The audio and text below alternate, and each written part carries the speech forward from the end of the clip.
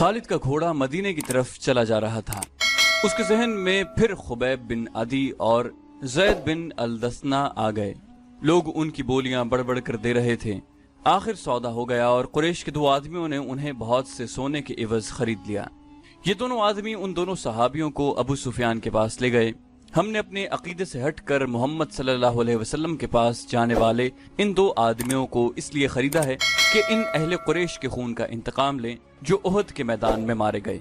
उन्हें खरीदने वालों ने कहा, हम इन्हें आपके हवाले करते हैं, आप कुरैश के सरदार और सालार हैं। अबू सुफियान ने कहा, हाँ, मक्का की जमीन मुसलमानों के खून की प्यासी है, इन दो मुसलमानों का खून अपनी जमीन को पिला दो। लेकिन मुझे याद आ गया है कि ये महीना जो गुजर रहा है हमारे देवताओं उज़ा और हुबल का मुकद्दस महीना है। ये महीना खत्म हो लेने दो। अगले दिन इन्हें खुले मैदान में ले जाकर लकड़ी के दो खंभों के साथ बांध देना और मुझे बुला लेना। खालिद ने जब अबू सुफियान का ये हुक्म सुना तो वो उसके पास गया। मुझे आपका ये फैसला अच्छा नहीं लगा। खालिद ने अबू सुफियान से कहा, हम दुगनी और तिगनी तादाद में होते हुए अपनी जमीन को मुसलमानों का खून नहीं पिला सके तो हमें हक हासिल नहीं कि दो मुसलमानों को धोखे से यहाँ लाकर उनका खून बहाया जाए। अबू सुफियान, क्या आप जानते हैं कि मुसलमानों को धोखा देने वाली 3-4 औरतें थीं? क्या आप अपने दुश्मन से ये कहलवाना चाहते हैं कि अहले कुरैश अब औरतों की आड़ में बैठ गए हैं? अबू सुफियान ने बारोब लहजे में कहा, खालिद, खुबैब और ज़ैद को मैं भी इतना ही अपने करीब समझा करता था जितना तुम उन्हें अपने करीब समझते थे। तुम अब भी उन्हें अपने करीब समझ रहे हो और ये भूल रहे हो कि अब ये हमारे दुश्मन हैं। अगर तुम उन्हें आजाद कराना चाहते हो तो लाओ, इससे 10 गुना सोना ले आओ और इन्हें ले जाओ। पर्दे के पीछे से एक गरजदार निस्वानी आवाज आई। नहीं, ये अबू सुफियान की बीवी हिंद की आवाज थी। उसने गुस्से से लरजती हुई आवाज में कहा, हमजा का कलेजा चबाकर भी मेरे सीने में इंतकाम की आग सर्द नहीं हुई। अगर सारी दुनिया का सोना भी मेरे आगे ला रखो तो भी मैं इन दोनों मुसलमानों को आजाद नहीं करूंगी। खालिद ने कहा, अबू सुफियान, अगर मेरी बीवी मेरी बात के दरमियान यूं बोलती तो मैं उसकी जबान खींच लेता। हिंद की आवाज आई, तुम अपनी बीवी की जबान खींच सकते हो? तुम्हारा बाप नहीं मारा गया था, तुम्हारा कोई बेटा नहीं मारा गया और तुम्हारा चचा भी नहीं मारा गया। एक भाई कैद हुआ था और तुम मुसलमानों के पास जाकर मुंह मांगा फिदिया देकर अपने भाई को छुड़ा लाए। जो आग मेरे सीने में जल रही है तुम उसकी तपिश से नाआशना हो। खालिद ने अबू सुफियान की तरफ देखा। अबू सुफियान के चेहरे पर जहां मर्दाना जाहो जलाल और एक जंगजू सरदार का तासुर था, वहां एक खामद की बेबसी की झलक भी थी। अबू सुफियान ने कहा, हाँ खालिद, जिसके दिल पर चोट पड़ती है उसके ख्यालात तुमसे बहुत मुख्तलिफ होते हैं। किसी को अपना दुश्मन कहना कुछ और बात है, लेकिन अपने दुश्मन को अपने किसी अजीज का खून बख्श देना बड़ी ही नामुमकिन बात है। तुम किस किस को कायल करोगे कि वो उन दो मुसलमानों की जान बख्शी कर दे? तुम जाओ खालिद, उन दो मुसलमानों को अपने कबीले के रहमो करम पर छोड़ दो। खालिद खामोशी से वापस चला गया।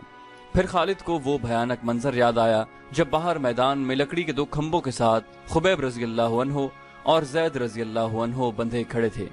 तमाशाइयों का चीखता चिल्लाता हुआ हुजूम इकट्ठा हो गया था। उधर से अबू सुफियान और हिंद घोड़ों पर सवार हुजूम में दाखिल हुए। हुजूम के नारे और इंतकामी नारे पहले से ज्यादा बुलंद हो गए। अगर उस हुजूम में कोई खामोश था तो सिर्फ खालिद। अबू सुफियान घोड़े पर सवार दोनों कैदियों के करीब गया और दोनों ने उसे कहा कि वो जिंदगी की आखिरी नमाज पढ़ना चाहते हैं। अबू सुफियान ने उन्हें इजाजत दे दी। खालिद अब मदीना की तरफ जा रहा था। उसे जब वो मंजर याद आया कि दोनों कैदियों के हाथ खोले गए और वो किबला रू होकर नमाज पढ़ने लगे, खालिद पर उस वक्त जो असर हुआ था वो अब 4 बरस बाद उसकी जात से उभर आया। घोड़े की पीठ पर बैठे बैठे खालिद का सर झुक गया।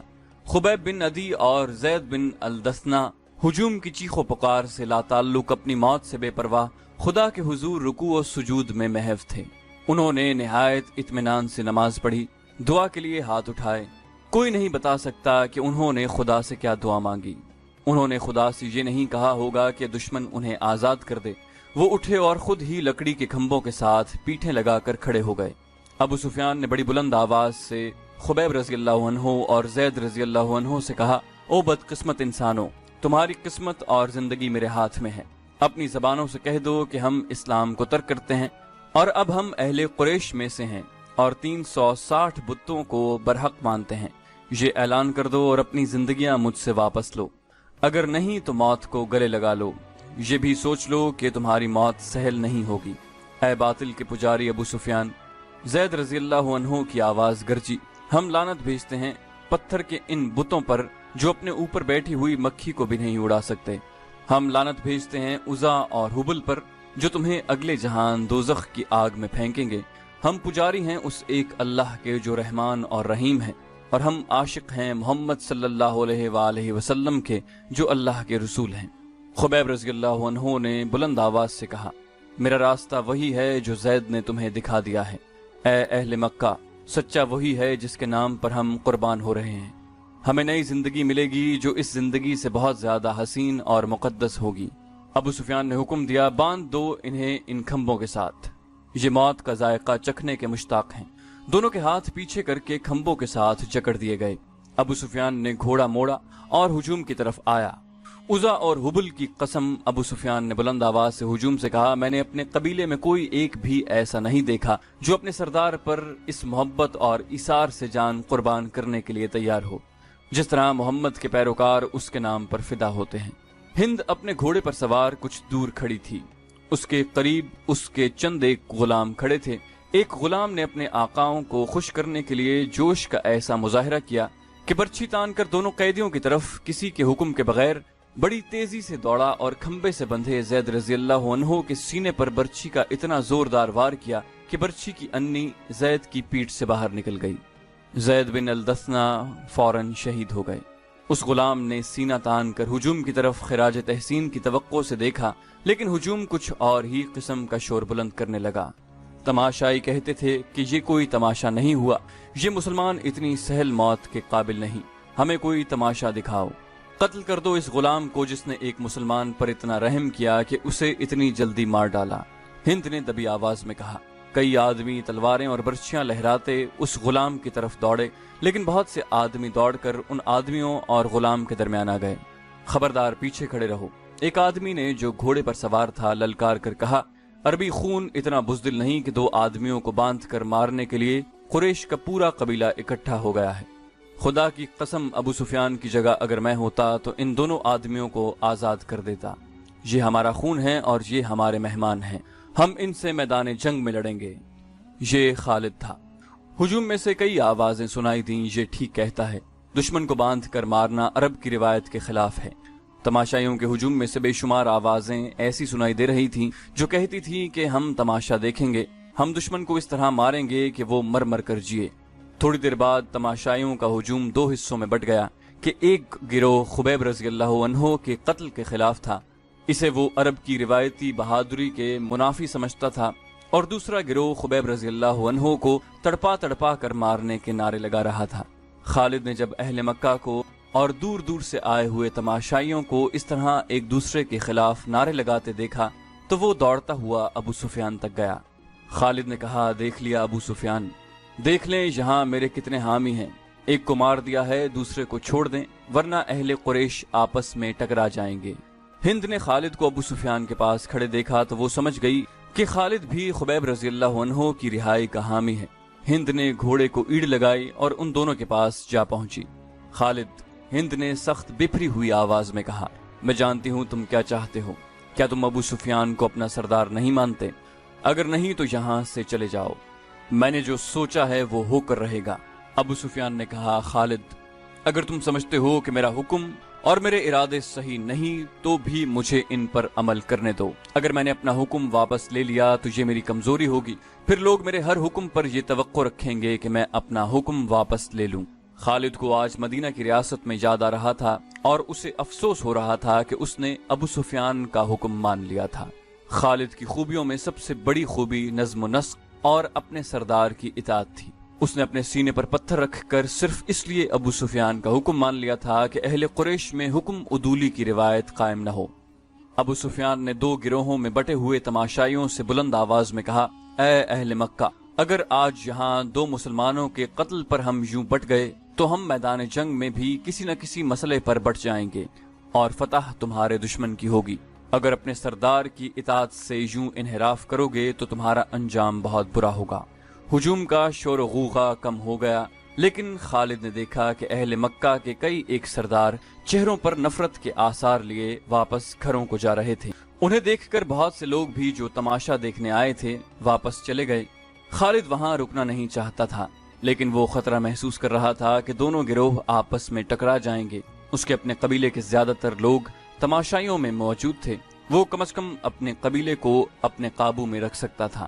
ہند نے تماشے کا پورا انتظام کر رکھا تھا۔ اس کے اشارے پر 40 کمسن لڑکے جن کے ہاتھوں میں برچھیاں تھیں دوڑتے اور چیختے چلاتے ہوئے تماشائیوں میں سے نکلے اور خبیب رضی اللہ عنہ کے ارد گرد ناچنے اور چیخنے چلانے لگے۔ 2-4 لڑکے برچھیاں تانے ہوئے خبیب رضی اللہ عنہ تک جاتے اور دوڑ کر خبیب پر وار کرتے تھے، لیکن خبیب کو گزند پہنچائے بغیر ہاتھ روک لیتے۔ خبیب رضی اللہ عنہ بدکتے اور نعرہ لگاتے تھے، میرا خدا سچا ہے اور محمد خدا کے رسول ہیں۔